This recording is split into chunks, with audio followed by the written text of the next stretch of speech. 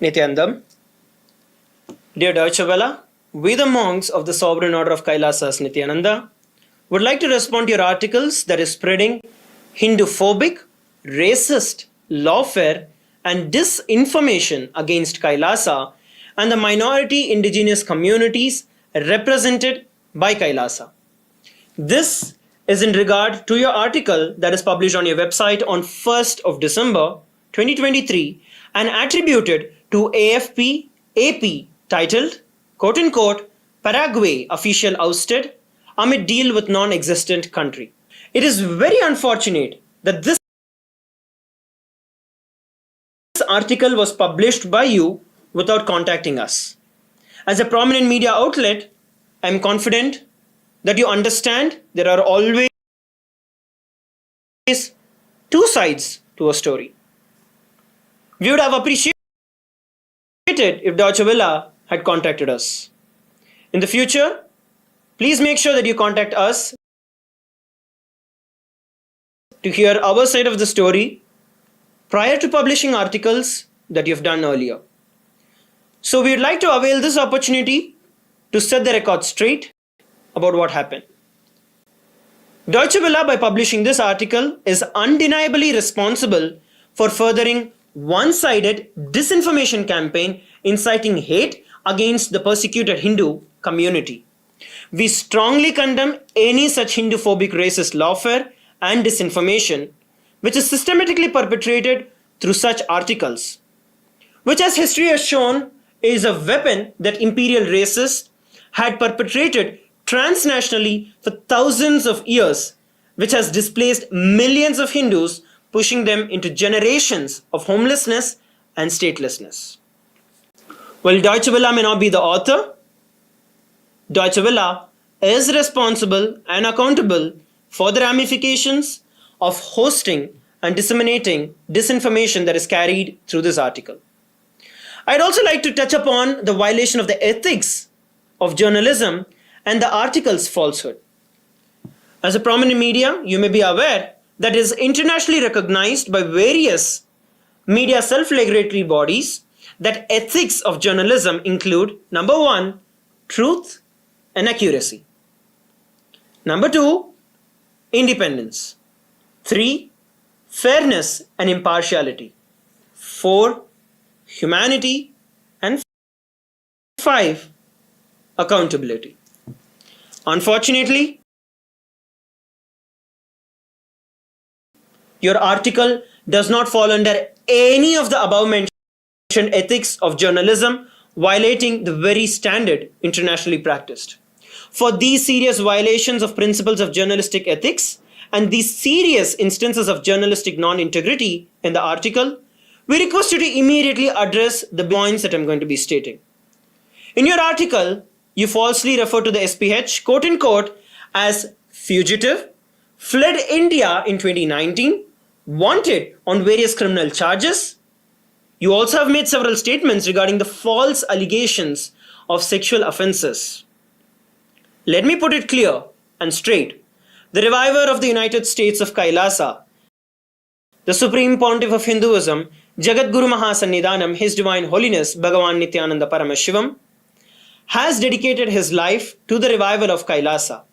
He has over 4 decades of service history and numerous accomplishments to his credit, and each and every one of this have been well documented and presented for every one of you. The Supreme Pontiff of Hinduism is not a fugitive, but the Supreme Pontiff of Hinduism is a persecuted individual whose basic human rights have been brutally denied. This, once again, is well documented with a plethora of evidence. Additionally, Interpol has rejected any request to issue any notice for the Supreme Pontiff of Hinduism based on the evidence that was presented to them, clearly establishing that what the media has stated is not true. Furthermore, the media has falsely stated, quote-unquote, Nithyananda, who is wanted in India on several charges. It is important to note that despite nearly 15 years of malicious prosecution in India, the Supreme Pontiff of Hinduism has not been convicted of any crime. Zero crimes. The unproven allegations in India of rape are false and malicious. Once again, this is again well documented with ample evidence. The Supreme Pontiff of Hinduism has been proven innocent and exonerated in US judiciary more than 10 years ago. An Ohio federal court ruled in favor of the Supreme Pontiff of Hinduism and fined the false victim nearly $500,000 in penalty. This was in the US court, the District Court of Ohio in case number CV 526. We need to understand the Supreme Pontiff of Hinduism is a persecuted individual whose basic human rights were brutally denied, and he has been subjected to a decade-long lawfare.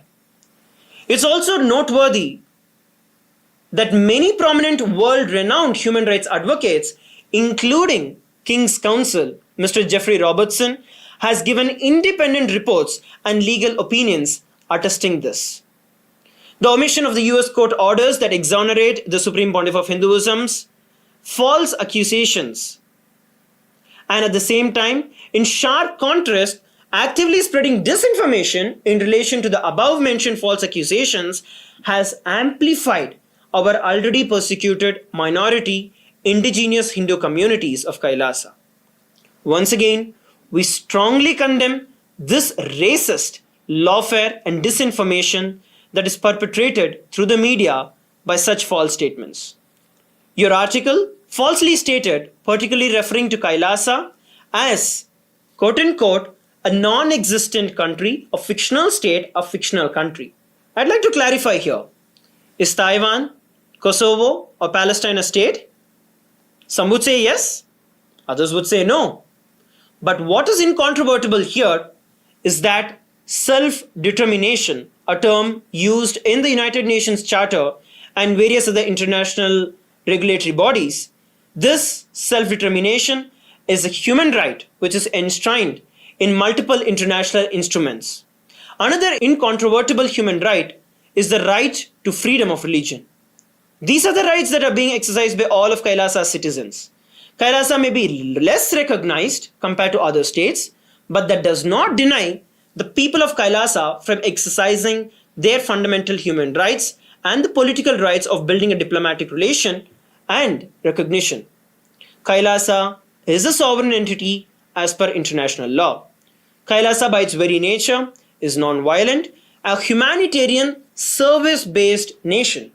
And we are being hammered, we are being persecuted by Hindu-phobic, Hindu-mesic, racist forces denying our right to exist, denying our right to get recognition, denying our very right to survive.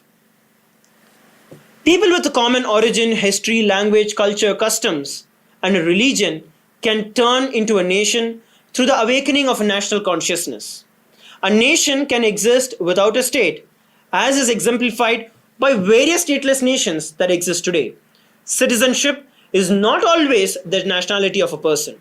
The United Nations International Covenant on Civil and Political Rights, ICCPR, recognized by 178 nations, in its very first article declares, all peoples have the right of self-determination.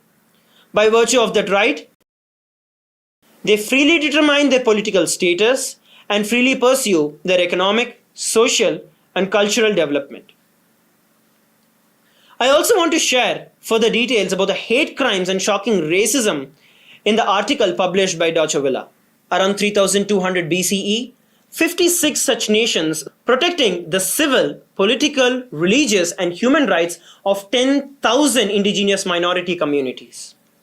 The Hindu Holocaust is the biggest physical and cultural genocide of the indigenous people on planet Earth. More than 500 million indigenous Hindus were killed, massacred, raped, and brutalized in the most barbaric ways. During these 5,000 years of Hindu Holocaust, not more than 3,000 of these indigenous communities remain alive today. This was and is the biggest crime against humanity in the world history, displacing millions of Hindus, pushing them into generations of homelessness and statelessness. The roots of such mass genocide of 500 million indigenous Hindu people and the brutal genocide of billions of indigenous people all over the planet is rooted in imperial racism and discrimination. Racism perpetuates negative stereotypes and hateful narratives against minority ethnic groups that have brought these unforgettable genocides throughout the planet. This article, written by Deutsche Welle, expresses and amplifies the shocking racism and absolute disregard for even a bit of sense of respect for human dignity.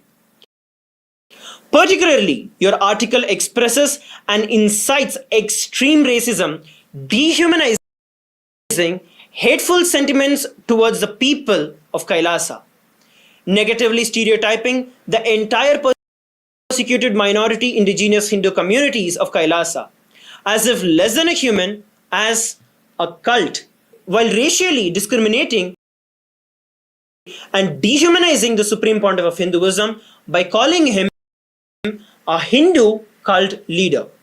The Deutsche Welle article delegitimizes and dehumanizes the people of Kailasa, denying them the very right to be treated as equal human beings. Such racism, as carried in this article, is not just against the UDHR Article 1, which declares, quote unquote, all human beings are born free and equal in dignity and rights, but also constitutes a hate crime prosecutable under Section 130 of German Criminal Code, which criminalizes hate speech, including incitement to hatred and insults that assault the human dignity based on racial, national, religious, or ethnic background. Additionally, such racism, as carried by Deutsche Welle in your article, is liable to bring severe penalties and legal ramifications. I'd like to state a few examples.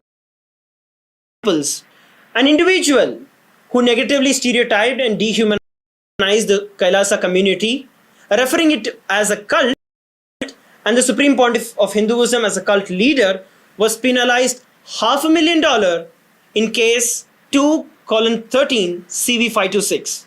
Likewise, in civil case RS 1013793 in the Superior Court of the State of California, an individual made a complaint in which he described the Supreme Pontiff of Hinduism as a cult leader and the people of Kailasa as a cult.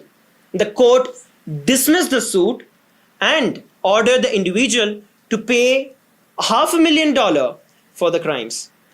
In the Superior Court of California, County of San Bernardino, in case number Civil RS 1401615, on 8th of December 2017, the court penalized a media channel, Samaya TV, and the associates $5 million for damages and costs for defamation and civil conspiracy.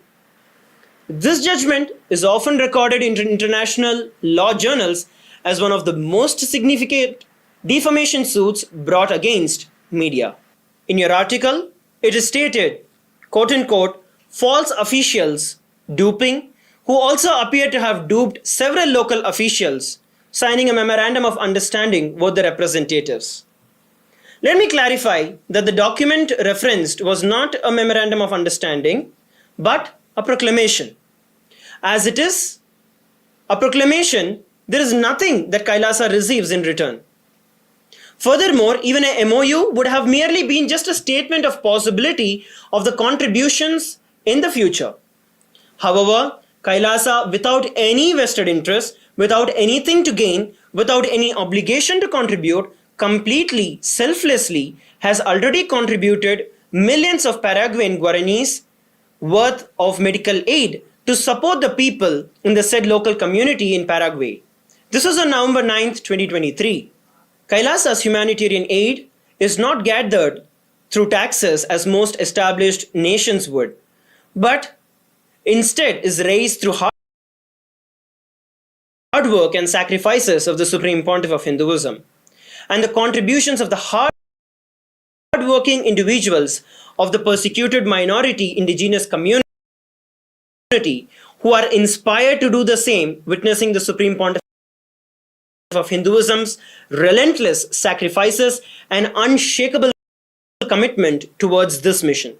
However, it is unfortunate that through Hindu-phobic, racist articles, media such as Deutsche Welle has derailed these humanitarian services that Kailasa is committed to.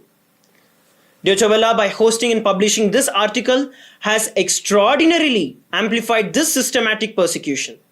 Instead of recognizing the extraordinary contributions, the authors and the publishers have put a systematic and focused effort into the vulnerable community who are the beneficiaries of Kailasa's humanitarian aid.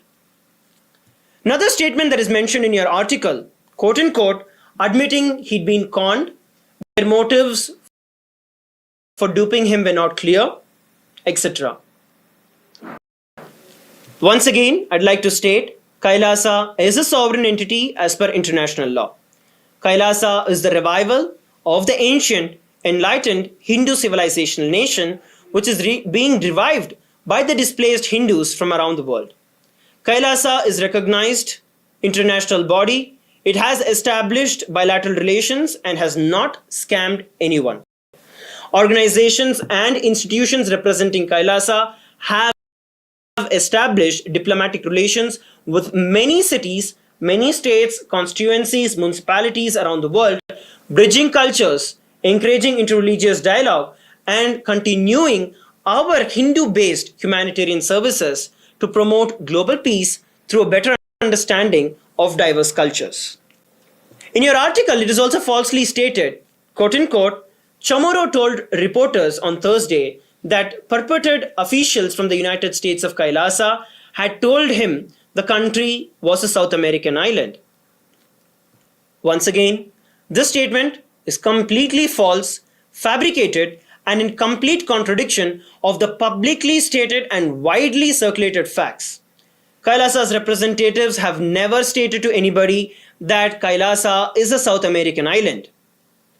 Kailasa has already clarified this several times earlier, including an official press release to a question by the Singaporean media companies, the Business Insider. Additionally, neither has Chamorro nor any other official anywhere have made any such statements to any media or to any person to such effect. Such blatant false claims have not even arisen anywhere else. Thus, what is mentioned in this article by Deutsche Welle is very clear that it is completely concocted, fabricated, and defamatory. We demand a sincere and an unambiguous apology for the blatant inaccuracies presented in your article and publications. A correction or clarification acknowledging the false information and providing accurate details about Kailasa is imperative to rectify the harm caused by you. Your role as a responsible media obliges you to act in public interest and uphold journalistic integrity. We anticipate your prompt cooperation in setting the record straight and in doing so, cease the perpetuation of the harmful narratives that you're promoting. We expect a resolute and a corrective response from Deutsche Welle. We're open to further discussions and providing any further additional information required. Please feel free to reach out to us at contact@kailasa.org if the need be. Thank you.